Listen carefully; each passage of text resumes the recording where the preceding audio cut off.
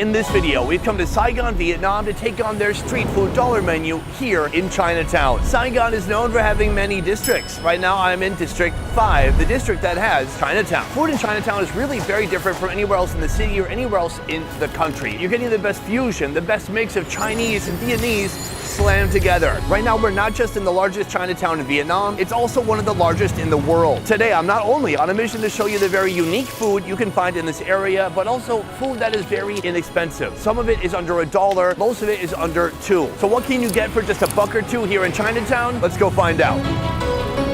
We have come to our first stop on these busy, bustling streets of Saigon, and our first food stall right here. Here they're selling street-side dim sum, probably the cheapest dim sum you're gonna find anywhere in the city. As you pass by, you can look into their display case and see a little bit of what they have to offer. We have yes, these are in fact chicken feet with black mushroom. Right here, that's a dim sum. That's another dim sum. Right up here, that's also dim sum. We're gonna go inside because that's where the real magic happens. This is the dim sum that's uncooked. From here, everything moves over there to the steaming section. You can see this is a guy's back. What do you have here, sir? We have siu mai wrap. This have wrap, shrimp, and pork. Sir, what is your favorite?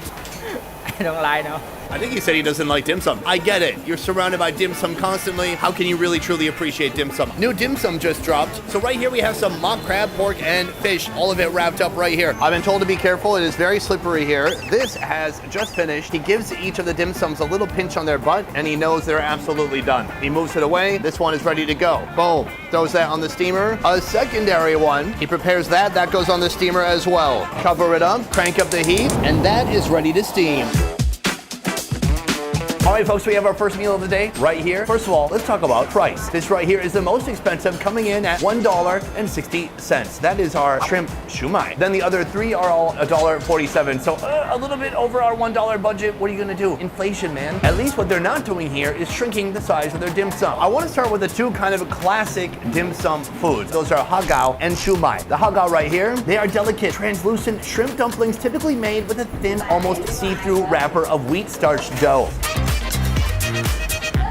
That's amazing. I cannot lie, that is very good. Big chunks of shrimp, it's bouncy, a nice chewy kind of wrapper on the outside, and it's full of garlic. I really enjoyed that. Give it a little bit of a bath in the soy sauce. For $1.47, this is worth it. The fact that you're coming off the street, you don't have to deal with any hassle, getting menus, getting a drink order. You just point to the food that you want, and within minutes, you're in this situation like I am, eating delicious dim sum. Right here, we have shumai. These shumai are gigantic. They're massive. I've never seen any this big. This is a type of open-top dumpling popular in Cantonese cuisine. Unlike many that are closed, this one is open. If you look inside, you can clearly see a giant bouncy shrimp and just a load of pork. I've never seen shumai like this that is a double biter. You cannot get this in one bite. Let's go for it. Oh my Lord. I'm moving to Chinatown. The shrimp is bouncy and succulent, and the pork inside, take a look, guys. It's kind of half soft, half hard, like a gooey, porky meatball full of fish sauce. So it's partially sweet, partially savory, and 100% delicious. So these are the two classics. They're amazing. And then we have some I've not really seen before, maybe some of their own inventions right here. Some mock crab, a bunch of pork, and then I'm told seaweed wrapped around the outside. Now, I know I got the soy sauce, but these are all so flavorful, it doesn't require any extra salt or seasoning. Let's go for it. The same porky goodness from the shumai, but then you've got a long stick of mock crab in there, like a powerful eye-beam in one of the Twin Towers. I shouldn't say that. Finally, we have this right here. Now, this is something peculiar because this is also called shumai in Vietnam. It's essentially a pork meatball. Let's give it a shot. Warm, succulent, dripping with animal fats. For this food experience, it's all about that burst of animal flavor coming out of each bite, and this exemplifies that perfectly. This is round one. We have a lot more to see, and we have a lot more, not much money to spend, because it's going to be pretty cheap overall today, is the point. Let's move. All right, folks, we have come to our second location right behind me, Ban Cuon. Quang Dong. Quang Dong is Cantonese. Banh Cuon is a famous food in Vietnam. This is a steamed rice roll, and here they put fun things inside of it. The fun part about this place is they make it before your very eyes. When you order it, that's when they start making it. Right here, you can see all the fresh ingredients. These will be kind of the stuffing options for your Banh Cuon. But before you see how the Banh Cuon is made, I want to tell you why you never have to buy another SIM card again. A big thank you to Saily for sponsoring this video. All right, besties, let's go on a visual journey. You just landed in a new country after a long flight, your stomach is growling, and you're ready to hunt down the best street food in the city. You pull out your phone and no internet. Now instead of standing in line at the airport for a SIM card, or worse, getting scammed by that dude outside the train station, you could just use Saily. Saily is the MVP of all travel hacks, and here's how to use it. Download the app once. Pick a cheap eSIM plan for any of the 160 countries they cover. Install the eSIM on your phone, and boom, you're all set. Simple, right? No more wandering around asking strangers, hey, what's the Wi-Fi? Because honestly, that question chips away at your soul every time you ask. Saily also offers global and regional plans that are a lifesaver on road trips, plus a ton of unlimited data options to choose from. They even give you a heads up when you've used 80% of your data, so you're not left hanging. Just make a couple of taps in the app and you're all topped up. And listen, whether you're on an iPhone or an Android, no judgment, Saily has your back. And if by chance your phone is not compatible, full refund. They are that confident, even more confident than me when I try to pull off a turtleneck. So scan the QR code or click the link in the description and use our code MBEFRS to get 15% off your Saily data plan. Make your future trips easier. Download Saily and stay connected. Now, back to the show. The most fun part about this place is this right here. It's a drawer for steaming. So now let's get into seeing how the roll is made. First, he puts on a layer of oil, and then this right here, from that red bucket, is some rice batter. The batter goes on the drawer shelf. First, he puts on a little bit of scallion, hits the egg with the spoon, he drops it on top, he smushes it and pushes it around the tray, and then he has to pull out another drawer while putting that one inside. So we're just gonna wait a little while for that to steam all the way through. Boom, ours just came out of the drawer, just like that. The rice batter has cooked, it's become translucent, and now he splits it down the middle. It gives it a little bit of a roll. He puts each piece side by side, and then he transfers it to its final destination. Oh, and then he moves it out of the shot, and then he moves it over to here, and then he gives it to this lady, and then the steam messes up the shot, and then this lady grabs it, and then she tries to hand it to me. Okay, I think that went pretty smoothly. Boom, we've got our first course right here. Come and take a look. What I like about this one is that it costs 99 cents. So people are gonna say, oh, street food dollar menu. Sonny, everything was over $1. Nay, this one was not. Oh my! Good and bad. The problem is, this is a flavor vehicle, but it's not flavor in itself. So you have to add the flavor to it. I'm gonna hit it with a little bit of soy sauce, and I wanna hit it with the sauté too to see what happens. Bingo. Sauté, spicy, greasy, hot, oily. Then you got some nice salt coming from the soy sauce too. This is good. It's very pleasant. This is a delightful combination of Vietnamese and Chinese. It's also amazing just to see it made before your very eyes. And also, what could be cooler than a drawer that steams food? I've got drawers at home. They hold underwear. I wish they cooked underwear. Cool. So that is our very affordable 99-cent egg Banh Cuon. But I'm told they have one here that has everything. Let's check it out. All right, folks, we're heading back for round 2. He dumps that rice batter out over the whole shelf. Time for green scallion. A little bit of a hit of an egg. A couple of shrimpies come next. This here is a bit of beef. Then he's moving on to the minced pork. Right here we have the char siu. This thing is fully loaded with meat. Take a look at that. Time to put it into the steaming drawer. Time is past and it's time to come out. Right here, our meat lovers rolled up. Take a look at all that meaty glory. He splits it in half, then he rolls this one up. He puts them together like twins in the womb. From here, it all heads to our plates, and that is ready to eat. Come on. This is like Vietnam's version of a meat lover's pizza. It's got everything in there. We've got stuff from the sea, from the land, from the air.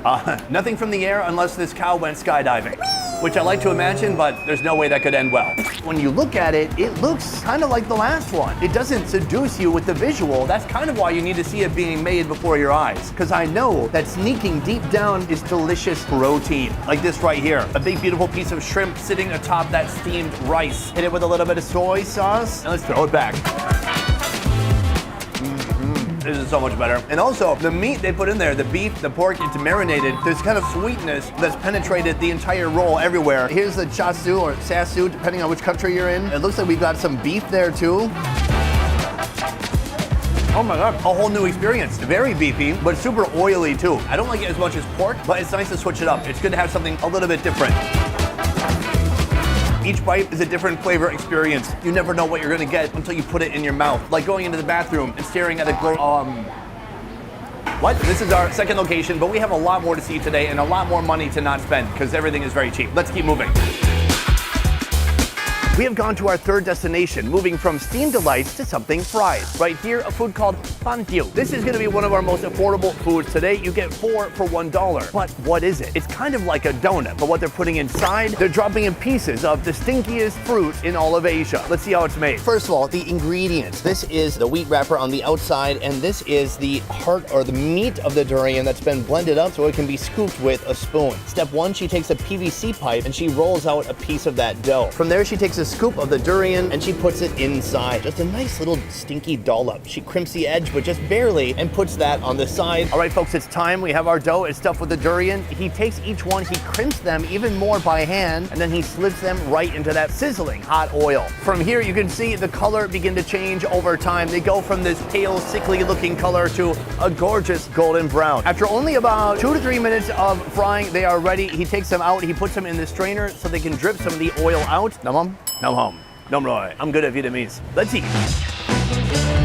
All right, folks, I am very excited to try this out. A moment ago, when I saw the dough, the sesame seeds were imperceptible, but now they are popping against that golden brown backdrop. I want to rip it open and for us to see it together. Boom, there it is, steamy. You can see the fibers of the durian and kind of the steamy thickness of that bread. Uh-oh, I cheated. I took a bite already, a little bit of a bite. I just got a mini taste. Let's give it a shot for real.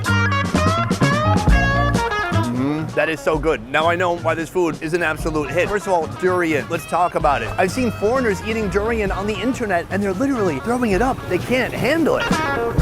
And then there's me and most of Vietnam, folks who absolutely love durian. It's fresh, it smells like overripe melons, and it adds just a perfect hint of fruity flavor to a delicious fried bread. And listen, stinky's not always bad. That's what I tell my wife when we wake up in the morning and we meet. Of course, we sleep in different rooms. Shouldn't we be in the same room by now? We've been married like 3 years. Come to think of it, how'd she get pregnant? She's gonna kill me. All right, just kidding, wife. For 25 cents, absolutely delicious. I'm gonna get 4 more for the road, and we are gonna head to our next destination. Let's keep moving. Boom, we've come to our 4th location. Right behind me is something very special. A similar cart in that it's very small, condensed, and it's got wheels. If this lady needs to make a break for it, she can. All you gotta do is hook up a donkey to this thing and you are out of here. I've not seen any donkeys though. Actually, how does she move this? This food is something very special and something I've not seen before. This is called ban do chai. Chai means vegetarian. It's like pounded sticky rice that's become kind of a glue. That goes into a wok with oil. Right here, you can see the wok. In here, this is a giant, massive glob of sticky rice with oil on the bottom, and she keeps flipping it every time somebody orders so that the new freshly cut section becomes golden and crispy. Piece by piece, she is cutting thin layers of this crispy, sticky rice. Then she drags it through a combination of sugar and crushed peanuts. Finally, the last step right here, she puts on some crushed peanuts and then a little sprinkle of black sesame. And that, my friends, is complete. Come on, Jay. All right, guys, there is so much that I love about this food right here. First of all, the price. It costs only 60 cents, much less than $1. The second thing, I lived in Vietnam for coming on 9 years, and I've never seen any kind of food making technique like this. It's all about the texture. It's all about those edges and layers of crunchiness. What do I love after that? The best thing you can pair with sticky rice is sugar and crushed peanuts. That's so satisfying. It is a combination of textures, and that's what I appreciate about Vietnamese food. They don't just pay attention to the flavor profile or balance between sweet, salty, sour, and bitter. They also pay attention to texture. Here you're getting that mochi on one side. It's a little bit more gooey and soft. On the other side, crispy, but you're getting them both together at the same time. The sugar is heated up by the hot mochi that's been frying, and it almost melts on your tongue the moment you take a bite. Amazing. So that is the pounded rice before it's been fried up at all. This rice, are you pounding it or do you buy it already pounded? No pounding. Oh, it's not pounded? Guys, breaking story. This is not even pounded rice. What she's done here is she's taken a rice batter made from rice flour and she's steamed it. So much like 2 locations ago where they had the big sheets, she's like, you can do it. So much like 2 locations ago where they were taking steamed rice and putting it into big sheets, she is doing that on a thick steamed rice scale. On to our next food here in Chinatown. I'm Sunny, reporting live from 5 weeks ago. Our next location is right behind me. Now, the last 2 places were a little bit cheaper because they didn't have any animal products, but this place solves that problem. Here they have a bird that costs a little bit more than $1. It's called an egg-hugging quail. We're gonna go inside and see how they are prepared in the kitchen. First of all, everyone's wearing pajamas. I'm not sure why. They're not actually quite open yet. So right here, we have the quail. It is bubbling with delicious Vietnamese seasonings and flavors. Once the quails come out of that, they remove all the eggs, cut them up, then they refry the quails, and they take different eggs and mix them with these quails. All right, here we go, guys. We have our birds right here. We're gonna have 4 done at one time. I'm told this is a butter sauce or perhaps an oil. And the first thing she does is actually cut the birds. Now the quails are inside frying in that butter. All this while she answers calls from a call center. It's amazing, the multitasking. At last, the food has finished frying. Now, piece by piece, she separates the random cut portions of quail and puts them onto a tray. From here, she grabs different sizes of unlaid eggs. And then those hit the margarine as well. She gives them a little bit of a dip, heats them up, and they join the bird. And some of them join the ground. At last, that is ready to eat. Our food is right here. Let's get into it. This is 4 different quails plus a random assortment of eggs. Now, what's wild about these eggs is we have everything from like a pea-sized egg all the way to something like this, an egg that is still literally stuck in the intestine. Now, if you didn't know, when it comes to birds like this, there's not a separate egg hole. It comes right out the butt. Everything that was in its digestive tract, it is here, and I'm gonna be eating that soon. But first, let's try some quail meat. I'm gonna try peeling the meat off with my teeth. Let's go for it. Is very small. Prices go up substantially when you're eating things that used to be alive. Oh yeah, this is some hip meat.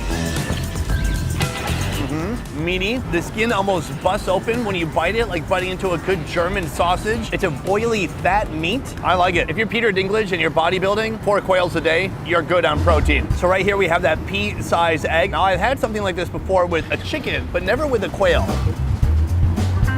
It's delicious. I absolutely love it. Now moving on to this, an unlaid quail egg. You can see some thin part of the egg has poked through. The rest are intestines all around it. And when I push it like this, I can actually feel the shell inside breaking into 1,000 pieces. Cheers. Oh wow, I can't believe how much I love it. It busted open like a soft boiled egg. It was still kind of liquidy in the middle. It's not cooked all the way through. The intestine has a nice taste to it. It's a little bit livery, but otherwise fatty and nice to chew on. And then that shell on the outside kind of disintegrates in your mouth. For a little bit more than $1, you are not just getting food, you're getting an iconic culinary experience that few others around the world have ever had or, let's be honest, would ever want to have. So this is location 5, but we still have more food to see and more money to save. Let's keep moving. All right, we have come to our next food destination. Right here, something special that I've never seen before. It's called manhe. That translates to something like chive cake. Here they have a few different types of cakes. If you take a look in here, this big, beautiful bowl, this is a steamed rice batter on the outside, creating a wrapper around the filling on the inside. All right, so right now he's already got some on the flat top, and he's giving me one of each right here. One full of chive, one full of taro, and one full of cassava. Listen, this is not diet food. This is a fun, yummy snack to get at the end of the workday or after school. That's what this is meant to do. It's meant to fill that lonely hole in your body and your stomach. As he continues to cook, that steamed rice batter wrapper is really getting crispy on the outside. Now it's time for an egg. Is there anything better than seeing an egg broken in way too much oil? He takes all 3 of those hockey pucks, he puts it on top of the egg. He gives it a little bit of a flip, and he transfers it over here to a plate. Come on, on. And he says nothing back. My Vietnamese is really getting good. Really, it's good to connect with the locals. All right, folks, this is what's so fun about going around Chinatown, because I and my camera guy, who is a legitimate Vietnamese person, have never seen this before. This is a food of the Hakka people in China, not to be confused with the HocTua people of the USA. There's not a ton of flavor here, so they give you a couple of options. One, a load of super fresh ground up chilies, and then this right here, some sweet fish sauce. Ooh, this looks like very sugary. Listen, I'm not afraid of a little bit of spice. Some call me Mark Wiens ×2. Come on, let's load this up.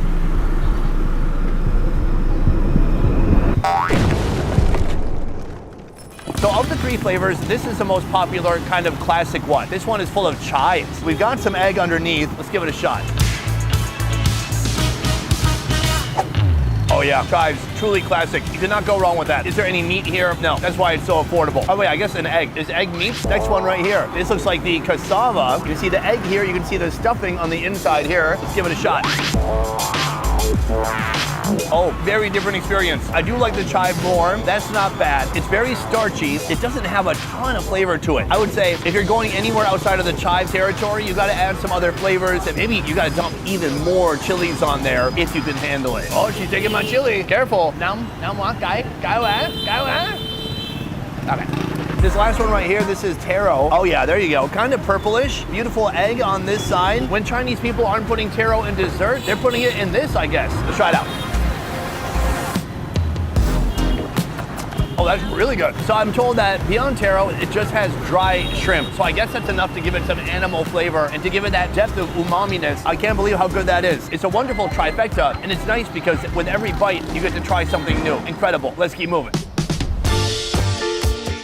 All right, folks, it is 4:42 p.m. It is rush hour, as you can see from all the ruckus around me. But behind me, a restaurant with a story. Just a couple weeks ago, I was in Japan where I was eating one of the most coveted parts of the cow tongue. Well, behind me, they're also serving tongue, but not from a cow. It's a pig tongue. This is a wok frying restaurant. We're gonna head there now and see how they fry up this beautiful ingredient. Boom, it all starts with a little bit of oil. Then he throws in an egg yolk, and then he's got the fried rice here with some seasoning powder already on top. So, oh my God, the rice is done. All right, so right here we have our beautiful pork tongue. It all starts with oil. He hits it with a little bit of garlic, and then right here we have vegetables going in, including pickles and onion. The tongue is finally waiting for its turn to shine. Boom, it goes in. The smells here are amazing. It's very spicy. He hits it with a little bit of broth. Into his giant spoon here, he puts some soy sauce and the holy trinity of flavor, salt, sugar, and MSG. Boom, that is complete. And then our tongue heads to our plate. Time to go try it out.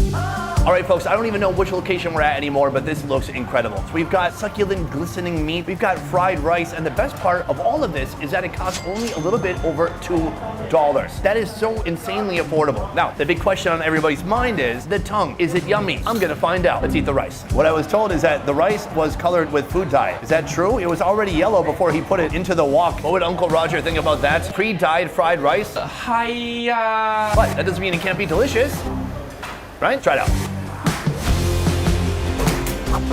Oh, look, it's simple, but it's delicious. It's heavy, it's got that smoky wok hay, and it's got next to it the perfect partner in crime, pork tongue. When we saw the tongue, it had already been boiled for some time. The tongue from the pig, not exactly the most revered piece of tongue in the world, but we're gonna give it a shot anyways and see how it tastes. Let's go for it. That's a good tongue. The one I had in Japan, that was a Wagyu tongue. It was a thick cut, and it had a nice dense texture to it. This here is something a little bit different. You definitely taste the pork. I wouldn't call this a super clean flavor, but I don't mind a little bit of porky gaminess. Plus, you can always wash it down with one of these, an adult beverage. From here, I'm gonna throw this in my backpack and I'm gonna head to a different location where I'm gonna get a seafood that costs only a couple of dollars. Let's move to our final meal. We are in the kitchen of our next location, our final location, and right here we have a special treat starting with egg. Right here we have a pile of oysters being scooped into the egg. He hits it with some green onions and some pepper. Finally, we've got our concoction, our mixture right here, and that is gonna go on the hot plate and it is gonna sizzle away. So what's amazing about this is the sheer number of oysters inside of this omelet. There's gotta be 30 to 40 oysters. From there, he has kind of an egg slurry that he puts on top of it. It looks to be a combination of eggs and also rice batter. Epic flip, this side looking nice and tan. He cuts it in half, hits it with even more oil. He flips it once again, and now more egg slurry going on top. At last, the omelet is complete. Let's go try it out. All right, folks, this is our final affordable meal of the day, but our most expensive one, breaking the bank at just under $3. But look at what you get for that. I mean, this is an amazing seafood dish. Oh, look at this greasy beauty. It is so heavy. Oh, you can see oysters peeking out right there. We're gonna hit it in some fish sauce and throw back that giant bite. Delicious. I love it. A little bit on the rare side, if I'm honest. These oysters are so cute. They are absolutely the right size for an oyster omelet pancake. This is a wonderful dish and the perfect way to either end your day or start your evening. So far today, we've gone to 8 locations, but I want to tell you which one I thought was absolutely the most worth it for the low, low price. Let's go do that now.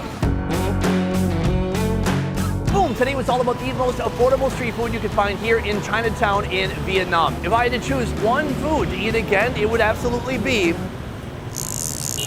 that dim sum, baby. I think that might be some of the best dim sum I've ever had in my life. I can't believe how good it was. It was flavorful. It was poppin'. It had pork. It had fat. It had everything going for it. I'm gonna go back there now, buy about 20 more, and take them home to eat with my wife. Anyways, let me know if you want to see another video like this. I hope you enjoyed this street food dollar menu. Otherwise, that is it for this video. Thank you so much for watching. I'll see you next time. Peace. All right, let's walk into traffic.